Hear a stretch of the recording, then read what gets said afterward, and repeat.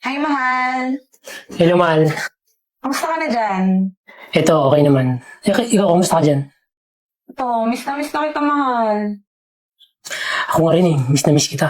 Alam mo lang dito sa abroad, wala akong kayakap. Kaya nga eh. Sana makauwi ka na kagad. Kaya mo, mahal, mag-iipon lang tayo. Makakauwi rin ako. Nga pala, mahal, magpapadala ko. Ay, sakto, mahal. Kailangan din namin dito sa bahay eh. Hi, Francis! Tol! Uy, kuya, kumusta kayo dyan? Okay na okay kami rito. Wala kang dapat ipag-alala. Tsaka yung asawa mo, alagang-alaga namin. Pala kuya, yung papadala kong pera, isasabay ko na rin sa inyo. Nagabala ka pa. Huwag na. Okay na yun. Pag meron, thank you. Pag wala, ayos lang. Bilang pasasalamat na rin na hindi dahil sa'yo, di ako naka-abroad. Okay. Tsaka yung binibilin ko, yung necklace na. Makalimutan yun, ah. Sige, kuya. Okay, sige. Ingat ka dyan.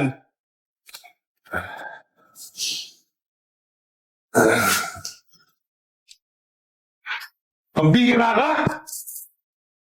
Pati padala nila tago mo sa amin? Wala kang balak sabihin, no? Eh, kuya, ngayon lang naman tumawag si Francis sa akin eh. Ngayon lang din niya sinabi.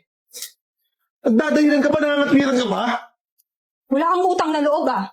Libre ka sa lahat dito, pati pagkain. Akala mo, di namin alam yung style mo? Baka nakakalimutan mo. Kundi dahil sa akin, wala sa abroad si Francis. Alam mo, pasalamat ka eh. Dahil kung di dahil kay Francis, matagal na kitang... Naku. Eh, kuya, may karapatan naman ako humawak ng pera ni Francis eh. Asawa ko siya. Ba't hindi ka maghanap ng trabaho mo? Aba, Bastos ka, sumasagot ka pa, ha? Kung na bahala dyan, kung na eleksyon yan. halika nga dito. Hayop kang babae ka? Dito ka. Diyan ka. Laban mo to. Sumasagot-sagot ka pa. Laban mo. Ayaw mo ha? Ayaw mo laban? Hakagbuisit ka? Wala kang utang na loob. Laban mo yan.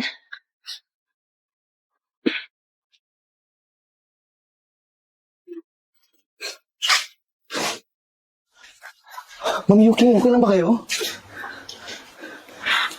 Ma'am, ba't ayaw nyo kasi isumbong nyo sa asawa nyo? Ayaw kasi maapektuhan yung trabaho nito siya eh. Tignan nyo tuloy yung ano nangyari sa inyo. Hindi na kasi tama yung ginagawa nila eh. Sige tara ma'am, para maano ka na, makabihis ka na. Salamat ko siya. Alam mo, inis na ako kay Yuki. Dapat makagawa tayo ng paraan. Paano maghiwalay yung dalawang yun? Tama yung naisip mo. Tsaka, tayo dapat ang nakikinabang sa pera ni Francis. Kaysa mapunta lang sa UK na yan.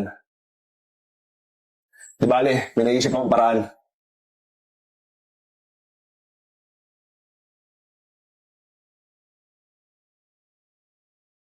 Francis! Hello, kuya, napatawag ka man pala. Sasabihin kami sa'yo, huwag kang mabibigla, ah. Ano pala sabihin mo? Alam mo ba yung asawa mo si Yuki? Gabi-gabi na lang. Gabi-gabi na lang, hating gabi na ako umuwi. Ito tol, concern lang kami sa'yo. Sa anong isang gabi nakita ko yan, may naghatid sa kanyang lalaki. Napaka-imposible naman yun, kuya. Tsaka alam yun ng asawa ko na naghihirap ako dito sa abroad tapos ganyan yung gagawin niya. Tsaka hindi ako naniniwala sa mga ganyang kwento, kuya. Tol, maniwala ka sa amin. Concern kami sa'yo, kapatid mo ko. Nag-aalala lang kami. Nag-aalala lang kami. Pati nga yung pera mo, nilulustay niya eh. Hanggat di nakikita ng dalawang mata ko, hanggat walang ebidensya, hindi ako naniniwala sa mga ganyan. Francis, tol, concern lang kami sa'yo. Kung ayaw maniwala, sige, huliin namin siya sa akto para may ebidensya. Sige.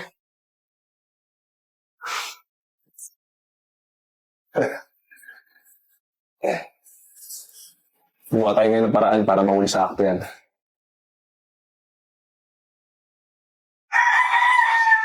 Miss, excuse me po. Saan dito yung basketball court? Diretso ka lang dyan, kuya. Tapos kanan. Naku ma'am, mukhang mabigat yung dinadala mo. Tsaka pagod na po kayo. Oh. Kaya pawisan pa kayo. Hindi, sige.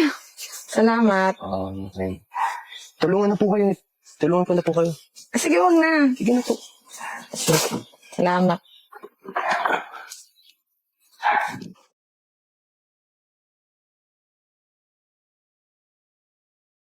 Ma'am, ito na po. Salamat ah.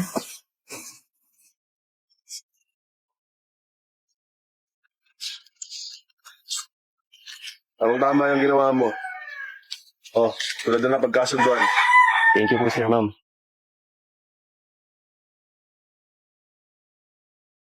Gago ka? Hayop ka? Landi-landi mo? Di ka na nahiya kay Francis? Ano na naman yung ginawa ko? Ano nga magmaang-maangan pa? Kitang-kita ka sa akto. Lumalandi ka. Wala akong ginagawa masama, ate. Wala ka nang ilulusot pa. May hawak kaming ebidensya.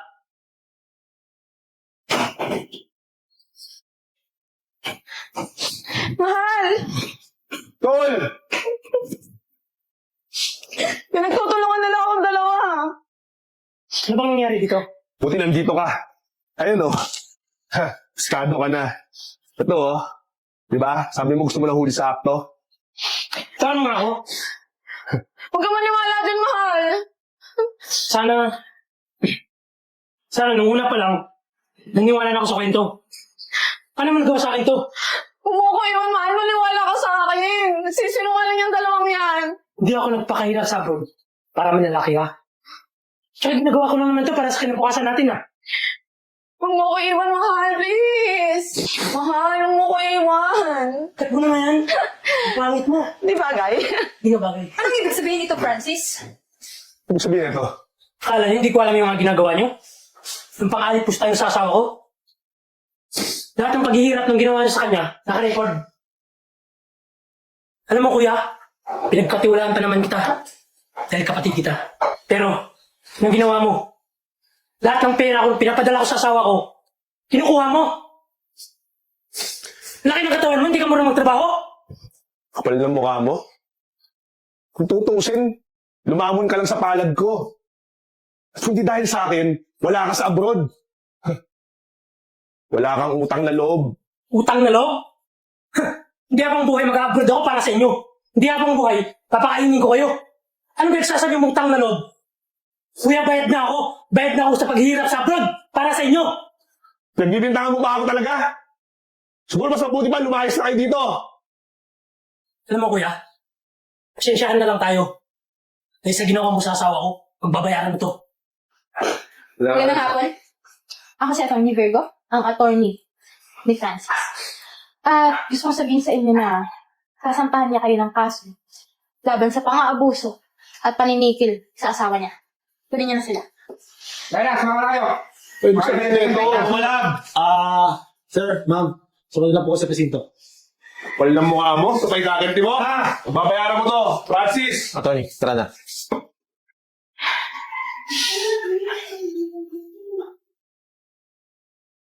Alam mo mahal, hindi na ako mag-abroad ulit. Dahil hindi ko nahayaan na kung sino pumanakit sa'yo. Pangako mo yan, mahal ah. Pangako mahal,